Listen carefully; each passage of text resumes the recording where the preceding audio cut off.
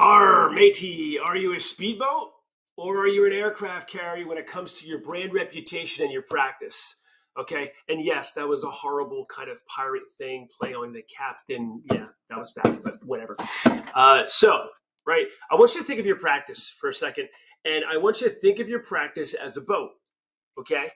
As a boat. Okay. So you could be a speedboat, and we know all shapes and sizes of a small speedboat. I would consider, from a brand reputation standpoint, a review standpoint, if your reviews are anything below a couple hundred, or even below 500, you're considered that speedboat, small boat world, and they're going to be bigger as you go up, right? So all different sizes based off the amount of reviews that you have.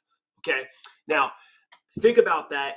Let's go with the speedboat first, right? So think about a speedboat, right? It's great. It moves fast. It can pivot. It can do all kinds of great things. Okay, but what's the issue? If your practice is a 4.8 or a 4.9, okay, but you've only got about 200 or 300 reviews, all of a sudden some rough waves and some rough seas come in, and now you're a speedboat in the ocean with some angry seas.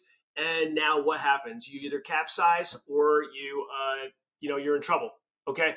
And the reality is I've literally seen, after reviewing thousands of reviews for veterinary practices, I've seen a 4.7 or 4.8 go down to a 3.8 literally in 2 months, even faster than that. Okay. So how do we avoid that? Okay. Now let's think of the other side. Let's talk about an aircraft carrier. Think in your mind what an aircraft carrier looks like and what it is. Okay. It is just stable. Okay. And it just straight on and kind of plows through rough seas, plows through waves, these waves being rough reviews, right? That are going to happen. We're not going to be able to avoid them, especially think about the environment of the veterinary industry being understaffed. Sometimes it's not your fault. There's that balance of trying to help at the same time and not turn people away, and then being able to follow up, and you got your post-visit follow-ups, right?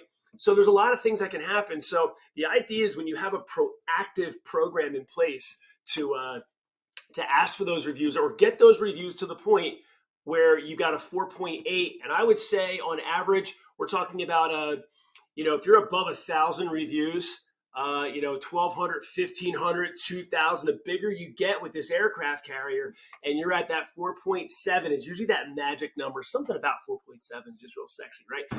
4.8, 4.9. That's what I call the ask no questions kind of level, because people just go to you. They just say, okay, when they see that many reviews, if they see 5 reviews or 15 reviews at a 4.9, they'll still check you out. When someone sees 2,000 reviews, 1,500 reviews, and they see a 4.8, they're coming. They're restaurant, vet, practice, it doesn't matter. They're going to your place, right?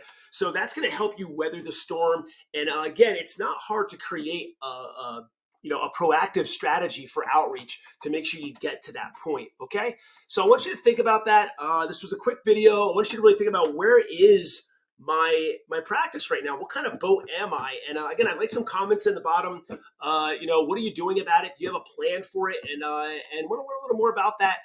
More videos are going to be to come on different strategies and proactive programs that we have for outreach, and how we can get you to that aircraft carrier type of situation.